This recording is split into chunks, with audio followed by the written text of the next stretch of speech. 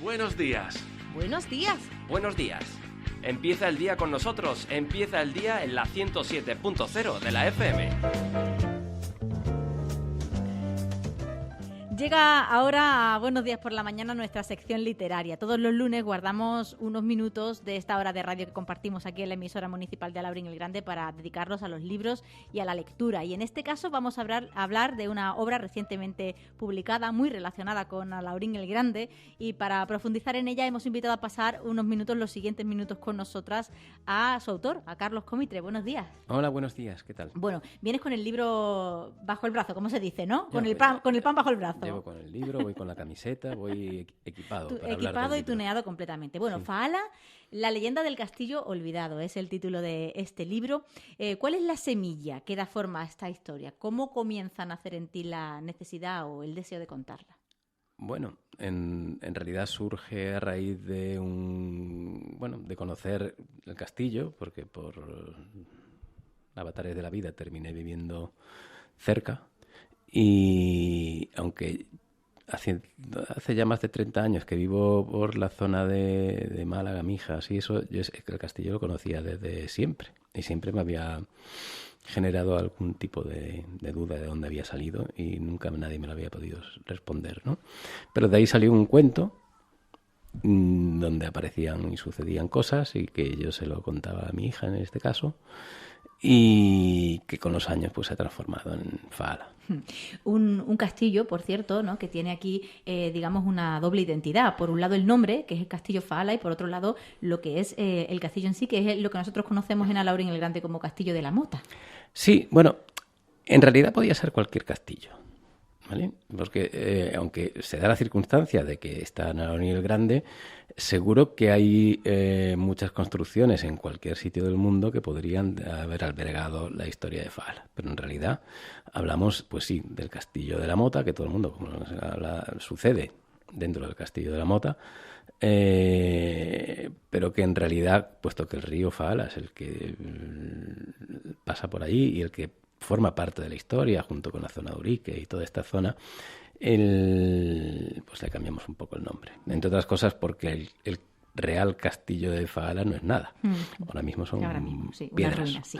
Bueno, tu hija que me imagino a la que le contabas el cuento, esa semilla, este germen de lo que al final ha sido esta novela, que es la que presentó un poco el acto de presentación del libro. En la biblioteca. En la sí. biblioteca, ¿verdad? Efectivamente. Bueno, ¿cómo ha vivido ella que este cuento que tú le contabas cuando ella era pequeña, pues se haya convertido en un libro? Bueno, ella lo ha visto a lo largo de mucho tiempo, porque este libro no se ha escrito en un rato, se ha escrito a lo largo de años. Uh-huh. Tanto es así que al final han sucedido cosas en el entorno que también se han incluido dentro de la historia, ¿no? Y que han afectado al desarrollo de la historia y que además esto sucede cuando haces ficción siempre. O sea, tú empiezas a escribir una cosa que tienes en la cabeza y a lo mejor termina siendo otra. Tiene vida propia la historia muchas veces. Las historias todas, sobre todo si se prolongan tanto en el tiempo, evidentemente, cada uno además, la vida te va haciendo conocer gente que te hace a lo mejor alguna sugerencia o tiene alguna vivencia o tiene alguna historia. Yo para escribir el libro me reuní incluso con el historiador de Alaurín, uh-huh. con Juan Castillo. Uh-huh. Bueno, y hemos hablado de muchos años. No sé si es tu primera novela esta o tienes algún libro escrito más. A ver, jurídicos muchos. Sí, pero me refiero a novela. Pero en ficción es la segunda obra que se publica, ¿no? Que se escribe. ¿Y cómo es para ti el proceso creativo de escribir ficción? Que me imagino que poco tiene que ver absolutamente nada con lo que es escribir algo jurídico, ¿no? Sí, bueno, una cosa es lógicamente mi profesión que me da de comer y otra cosa es la afición que me lleva a leer y a escribir. Y escribo desde que era muy pequeña. Uh-huh. Y nace en ti esta afición, supongo que de la mano de la afición por la lectura, ¿no? Como en muchas ocasiones pasa. Sí, bueno, yo debía tener 9 o 10 años cuando en mi colegio, en Coruña, fundé el Club de Pequeños Escritores. Ajá, madre mía. O sea, que lo tenías muy claro desde muy pequeño que te gustaba Y durante un par de años, cuando éramos un grupo de chavales muy pequeños, también pues escribíamos nuestras historias y nos la publicaba el colegio. El cole. Sí, Me sí, parece eso fantástico. era Deberían hacerlo todos los colegios. Esto debería estar en todos, ¿eh? Sí, yo creo que el problema que tenemos ahora es el teléfono, las tablets y los millones de estímulos que reciben todos los niños, que en parte es la razón por la que me lleva a seguir editando libros y a publicar libros y a escribir historias de ficción, porque en los libros se hace un esfuerzo de imaginación que no se hace cuando un niño se pone delante de un teléfono. En un teléfono se lo dan todo hecho. Aquí cada lector va a generar en su cabeza su propia historia. Y de hecho, pues lo vimos en la presentación del libro del otro día, en el que el narrador, Ignacio San Martín, que todo el mundo conoce porque lleva 30 años en la radio, interpretaba el libro. Eso la gente que acudió en la presentación no lo pudo ver porque estábamos en la cabina, pero es que yo lo viví como él lo vivía de una forma extraordinaria. Sí. Bueno, sin destripar demasiado de lo que es la trama de la historia, danos un pequeño adelanto de lo que el lector puede encontrar dentro de este libro. A ver, como he comentado al principio, sucede aquí como podía haber sucedido en cualquier sitio. ¿Por qué? Porque en este libro hay 4 épocas distintas. Uh-huh. En una época que podemos situar a finales de la Edad Media o a lo mejor un tiempo indeterminado en el pasado, hace mucho tiempo. Suceden una serie de cosas entre 2 pueblos rivales, uh-huh. que en este caso puedo anticipar que es nuestro no vecino, pero sí cercano Teba, uh-huh. ¿vale? Porque allí tiene un castillo también muy potente. Y entonces ahí suceden una serie de cosas que tienen una consecuencia por la cual hoy en realidad, estamos en septiembre de 2023, todavía se notan las consecuencias de aquella... Una consecuencia que atraviesa toda la historia, ¿no? Lo que la historia de... Toda la historia. Eso, y llegan hasta nuestros días. Llega hasta nuestros días y de hecho... es fácil de comprobar. O sea, tú preguntas, sales a la calle, preguntas a cualquier laurino cuándo se construyó el castillo y no te lo van a saber decir. Uh-huh. Te van a decir, no, eso fue hace 30 años, hace fue 40, eso fue hace 25, hace... No te lo van a saber decir. No, pues yo le lo habré preguntado a cerca de 200 personas y no me lo han sabido decir. Y hay una segunda época donde de alguna forma la conciencia en torno al castillo aparecen 2 personajes. Uno, y es coincidencia, se va a llamar en el libro Juan, al que le van a llamar Juan el del Castillo, uh-huh. que te aseguro que eso estaba escrito antes de conocer a Juan Castillo, el historiador de Laurín. Pero que es asombroso porque podía haber sido él. Totalmente. Perfectamente. O sea, y es que cuadra... Y esto es una coincidencia inexplicable. Esta magia, pero, ¿no? Que sí, pero que a mí me resultó muy divertido porque cuando... Digo, pero no puede ser. No puede ser. Bueno, pues hay 2 personajes que en una época ya mucho más cercana se vinculan al entorno del castillo para bien y que luego uno de ellos va a ayudar a 3 niños que son Lola, María y Sebastián, que están en una época actual. Va a haber otra trama en la que pues se puede resolver una parte de la historia. Qué complicado explicarlo sin decir nada realmente, ¿verdad? Claro, hay que leerlo, claro. Hay que leerlo Bueno, porque además no es un libro, yo creo que ha quedado muy facilito de Eso te iba a preguntar, aunque la semilla del libro es un cuento infantil que tú dedicabas y leías o contabas a tu hija, este libro está dedicado a adultos, ¿no? Bueno, en el target que pusimos, por ejemplo, en Amazon, que te lo exige para ponerlo, yo he puesto de 11 a 16. Uh-huh. Un libro juvenil, entonces. Claro, o por lo menos lo pueden leer adolescentes. Sí, yo creo que lo puede leer cualquiera porque un adulto que lee habitualmente se lo va a ventilar en 1 hora y algo, si le gusta. Y además me lo va a poder criticar y yo estaré gustosísimo de recibir una crítica de quien sea. Pero es el tipo de público, por ejemplo, que lo vio y que colaboró a redondearlo. ¿Vale? De hecho, en los agradecimientos aparecen muchas personas que participaron en el redondeo del libro en todos los aspectos, y de todas las edades. O sea, los hay de 11, 12, 15, de 17, de 50. O sea, que realmente no sé... ¿por qué? Porque es una historia de...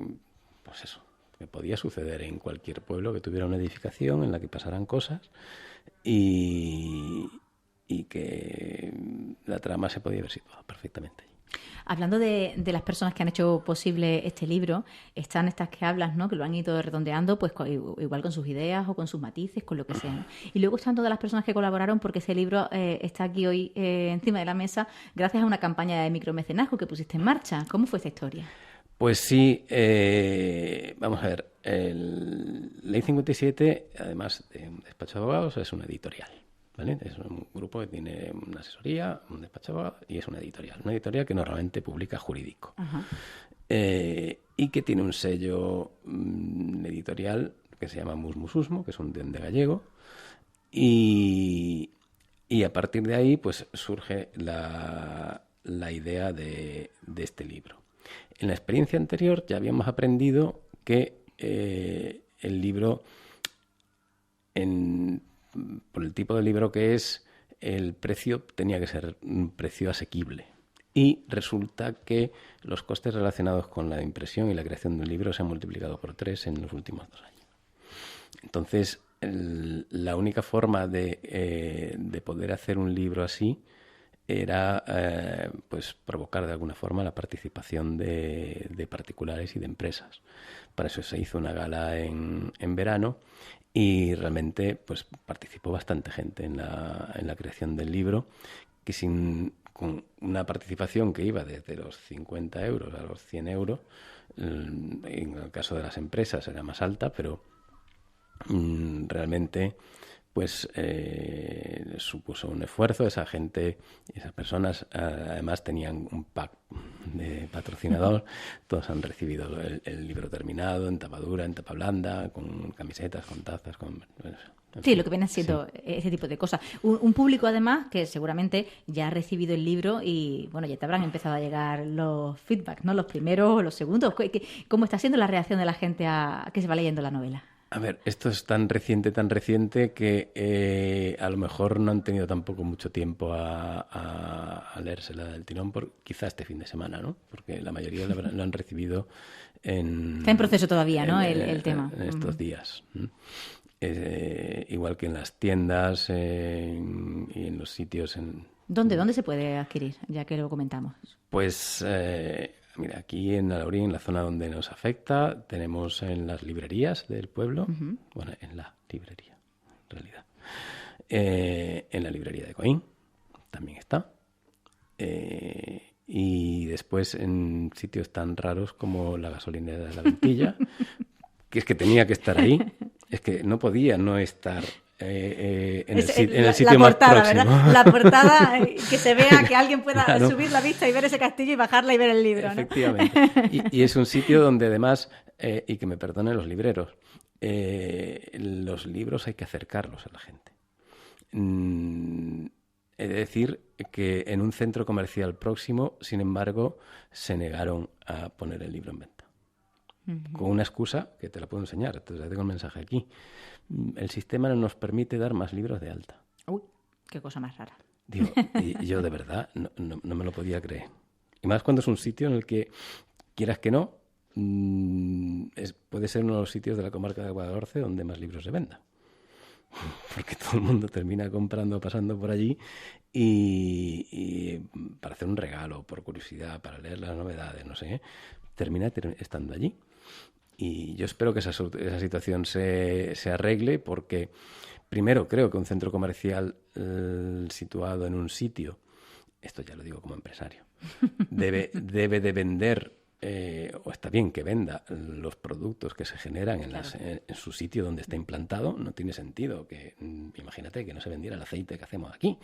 Digo, no cabría en la cabeza, ¿no? Bueno, pues en realidad somos la única editorial que está ubicada en la comarca del Guadalhorce y me pareció raro esa respuesta, ¿no? Pero bueno, se puede adquirir y si no, siempre está además en la web de la editorial, que es librerialey57.com, y allí lo pueden encontrar. Y antes has comentado también, en Amazon se puede encontrar. En Amazon se puede bueno, encontrar. Pero si se puede comprar en comercios locales, primero en comercios locales. Pero para la gente que nos esté escuchando, a lo mejor desde otra parte de España, pues mira, siempre tienen esa también opción, lo pueden ¿no? hacer, aunque va a llegar a otros sitios, y ya me consta que se ha vendido en algún otro sitio de fuera de la provincia de Málaga.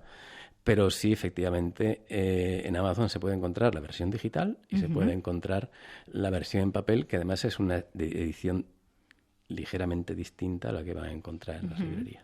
Bueno, hoy en día quizás, lo comentábamos al principio, por el tipo de sociedad en la que nos ha tocado vivir y cómo se va desarrollando y cómo va avanzando y hacia dónde, ¿no? Parecería un acto un poco romántico, ¿no? Seguir escribiendo libros. ¿Cómo lo vives tú?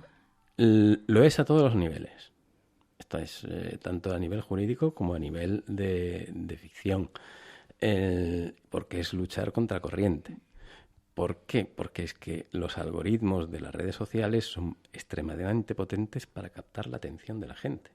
Y, lógicamente, el tiempo es finito, no lo podemos extender. El tiempo que dedicas a las redes no lo estás dedicando a otras cosas, no lo estás dedicando a estudiar, no lo estás dedicando a leer, no lo estás dedicando a descansar. Por otras razones que no vienen al caso, yo le tengo que explicar a la gente de que no te puedes ir a la cama con el teléfono ni con una tablet. Es absurdo. No vas a descansar. No vas a descansar de la misma forma que cogiendo un libro y quedándote dormido leyendo. Yo creo que es la mejor forma de relajarse para terminar una jornada es coger tu lamparita, ponerte de costado, leer 2 líneas, 3 líneas, 5 páginas, como te enganche el libro, a lo mejor no duermes esa noche. A mí me ha pasado. A mí me ha pasado. A mí me ha pasado de coger un libro de 500 o 600 páginas y terminármelo en una noche. Pero no es lo habitual.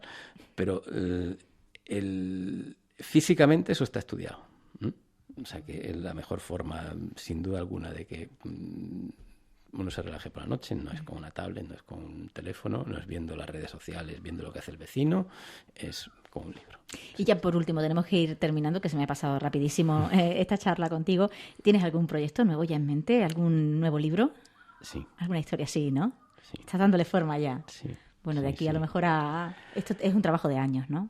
¿O no? ¿Quién sabe? Bueno, yo duermo poco. Entonces, la verdad es que como me conozco, sé que las ideas, si se guardan mucho en un cajón, al final resulta muy difícil. Pero sí hay cositas. Y además hay cosas locales y no locales. Sí, sí. Muy bien. Pues estaremos pendientes, ¿eh? Estaremos pendientes. Muchísimas gracias, Carlos. Pues nada, Ha muchísimas sido un gracias placer. a vosotros. Ha sido un Muchas placer. gracias.